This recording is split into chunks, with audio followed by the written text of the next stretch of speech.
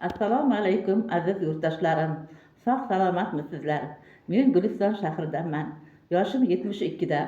Yaqinda muqaddas ro'za Ramazon oylarini boshimizdan kechirdik. Ixlos bilan Alloh yo'lida tutgan ro'zalarimizni, toat ibodatlarimizni Alloh qabul aylasin. Barcha bemorlarimizga shifo bersin. Ikki yo'l orasida turgan qiz-kelinlarimizga oq yo'l bersin. Bolam chaqam deb olis yurtlarda qishning qahrli kunlariga, yozning jazirama issiqlariga bardosh berib, tinmay mehnat qilayotgan musofir yigit qizlarimizga Allohim kuch-quvvat bersin. Eson omon ona yurtimizga, bola chaqalari bag'riga sog' salomat kirib kelishsin. Mening chiqishimdan maqsad qo'limda mo'jazgina daftarim. Unda bolalik va yoshlik yillarida ko'rgan kechirganlarim, maqolalarim, she'rlarim bitilgan. Ularning bir nechtasi Oila va jamiyat gazetasida bosilib ham chiqqan. Ular orasida bir necha yillar avval yozganim Samarqand xotiralari ham bor. Men unda Samarqand, uning mehmondo'st, tanti, oddiy, ammo qalbi pok, beg'ubor insonlari haqida yozganman. Avji bahor faslida o'sha azim Samarqandga qilgan sayohatimiz va undagi taassurotlarimni hech qachon esimdan chiqarmayman. Ana shunday mard, fidoyi insonlar haqida sizlarga ham so'zlab bergim keldi. Maqolamning nomini Qancha bahorlar o'tib ketdi deb nomlaganman. Yillar va yo'llar, uzundan uzuq adog'i yo'q bu yo'llar bizni qay manzillarga eltadi. Yillar esa o'taveradi. Sochlarimizga oq oralab qolganda, goho ortimizga bir nazar tashlab, o'sha olis yo'llar eltgan manzilimizni, o'tgan yo'llarimizni, yaxshi yomon kunlarimizni eslab sarhisob qilamiz, yodga olamiz. O'shanda ham shular g'arq pishgan avji bahor fasli edi. Qo'shni shahardan akam keldilar, sahar payti, Moskvich mashinasida. Ichida ayollari va o'g'illari ham bor. Mehmonga kelishgandir deb ichkariga taklif qildik. Kirishmadi. Tezda er-xotin kiyinib chiqinglar. Samarqanddagi bir oshnamnikiga olib boraman. Dam olish bahona aylanib kelamiz, dedilar. Yo'q deyolmadik. Samarqand haydasan deb yo'lga tushdik. Yo'lakay akam o'sha oshnalari bilan qanday tanishganlarini gapirib berdilar. Bir kuni choyxonada mijozlarimga xizmat ko'rsatib tursam, katta bir yuk mashinasi kelib to'xtadi. 45-50 yoshlardagi bir kishi kelib tushdi. Qo'llari ko'ksida kelib salomlashdi. Men Samarqanddan ish bilan kelgan edim. Uyga qaytyapman. Sizdan bir iltimos qilmoqchi edim. Menga molning tuyog'ini topib berolmaysizmi? Dedim. U yoq bu yoqni surishtirib, uning hojatini chiqardim. U juda ham xursand bo'ldi. Ketayotib turar joy manzili yozilgan mana bu qog'ozni tashlab ketdi. Bola chaqani olib albatta boringlar. Mehmon bo'lib oilam bilan tanishib kelasizlar dedi. Mana bitta qopni tuyoqni olib, sizlarni ham olib ketyapman dedilar. Shunday qilib yo'l yursak ham yo'l yurib Samarqandga ham yetib keldik. Qog'ozda yozilishicha manzil Chini zavodi va unga yaqin ko'chalardan birida ekan. So'rab Makkani ham topganlar dedilar akam. Uzun bo'yli, qotmadan kelgan, o'rta yoshlar bir yigitni to'xtatdilar.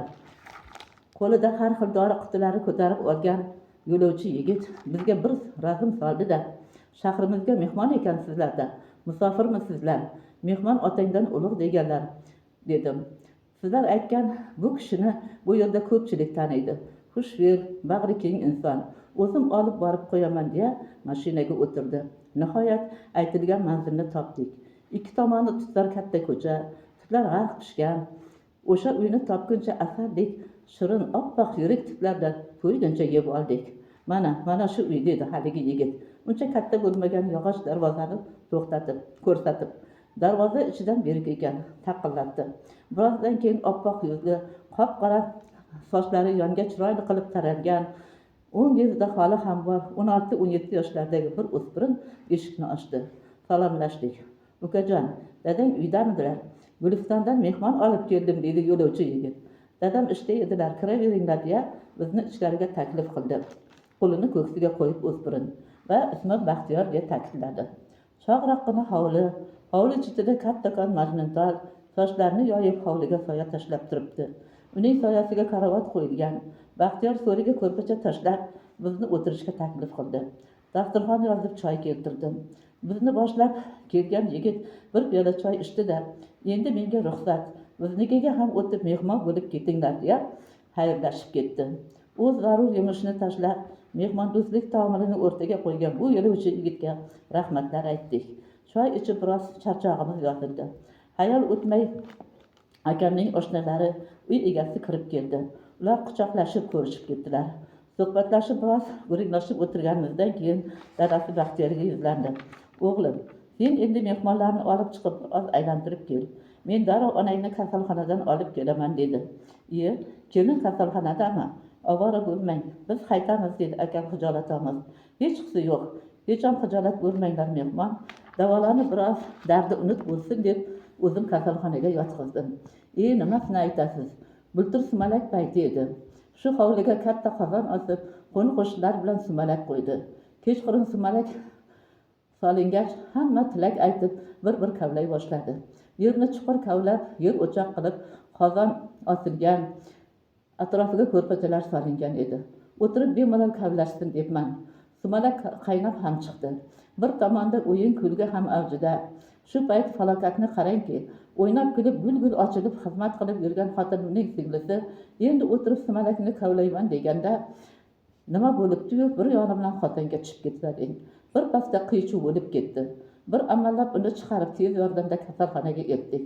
Ko'rgulik ekan, saqlab qololmadik. Yosh joni uval ketdi. Shundan beri ayolimning mazasi yo'q. Tez tobi qochib turadi. Onalari qazo qilgan, singlisi shu xonadonda katta bo'lgan. Yaxshi joy chiqsa uzatmoqchi edik, dedi-da ostini oldi. Sizlarni ham qayg'umizga sherik qilib qo'ydim.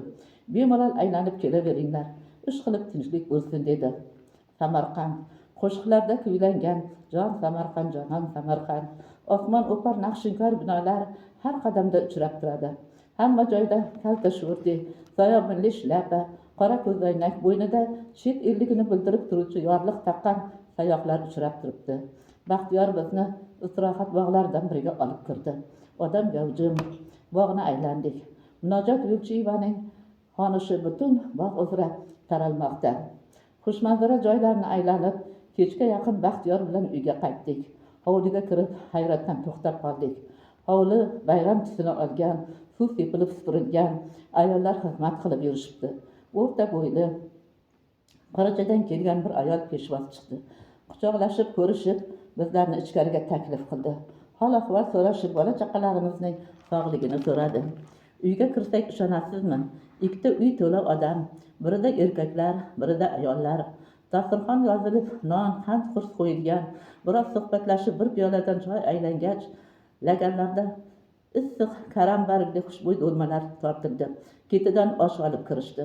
Ovqatdan so'ng achchiq ko'kchoy ichilib, allamahalgacha suhbatlashib, mehmonlar ham birin-ketin tarqaldi.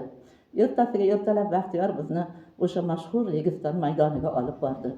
Registonning ajdodlarimiz qo'li bilan bunyod etilgan naqshinkor bezaklari bizni o'ziga rom etdi. Biz yana yulduzlar ilmining sultoni Mirzo Ulug'bek rasadxonasini, yana boshqa tarixiy obidalarni ham ko'rib tomosha qildik. Bir olam taassurotlar bilan tushga yaqin mezbonlarimiz uyiga qaytdik. Endi bizni butunlay boshqacha manzara kutardi.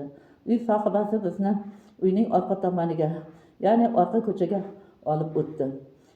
U yerda uyning orqa tomoniga yetakladi. U yerda kattakon uyning uzunligi barobar hovuz, uning atrofiga katta qilib joy qilingan edi. Hovuz ichida shishadek tiniq suv, unda ko'kish, qizg'ish, tillarang baliqlar suzib yuribdi. Bu shunaqa chiroyli manzara ediki, bir qiz sochlari mayda qilib o'rilgan bizga odob bilan salom berdi-da, hovuzdan ikkita chelakda suv olib ketdi. Uy egasi izoh berdi. Shu hovuzni hashar yo'li bilan tosh to'kib barpo qilsak, suv keltirsak, suv muammosidan qutular edik desam, hech kim yurak yetib qo'llamadi. O'zi mana shu mashinamda 7 mashina shag'al to'kib, odam solib shu hovuzni dunyoga keltirdim. Unga suv keltirgunimcha qancha qiyinchiliklarni boshimdan kechirdim. Qiynalsam ham maqsadimga erishdim. Mana endi butun mahalla shu hovuzdan suv ichadi. Uning suvi bus-butun toza va halol. Biz shu kichik jussali oddiy insonning naqadar himmati balandligiga, uning tanti va zahmatkashligiga tan berdik. Uyga qaytarganmiz oddiy bir o'zbek oilasining naqadar bag'ri kengligiga, mehri daryoligiga tasannalar aytdik. Oradan yana yillar o'tdi. Mana jonajon O'zbekistonimizga o'zining yashil sepini yoyib bahor kirib keldi.